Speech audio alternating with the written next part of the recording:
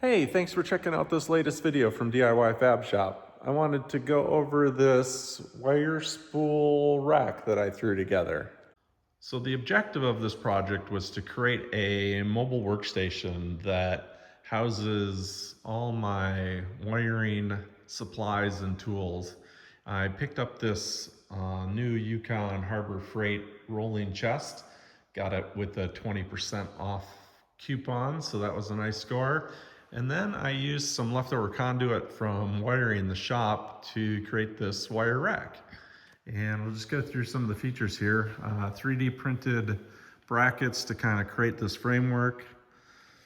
It is actually not bolted down to the tool chest, but I actually picked up some magnets. And so these bolts go down through and into magnets.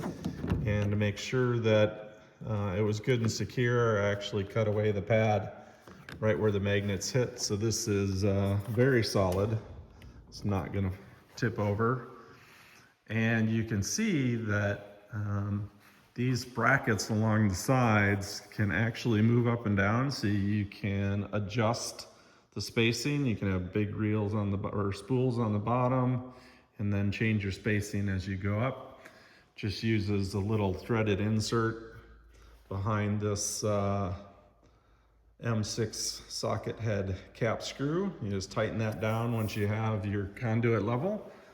And then to change out spools, I just use these quick release pins that you can pull out and lift up and pull out your spools and replace them. So if you do decide to build this, the outer framework, the verticals, the horizontals at the very top and bottom are all 3/4 inch EMT.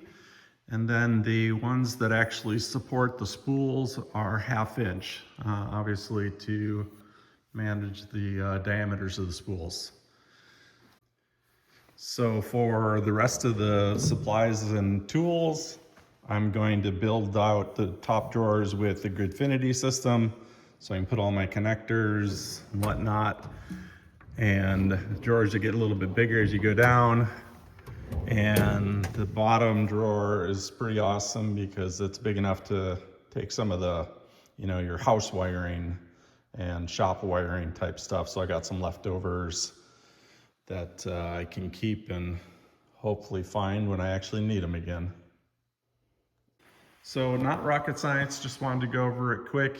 All of these STL files and kind of the shopping list to put this together is available for download from my website. So check out DIYFabShop.com. The STL files are free.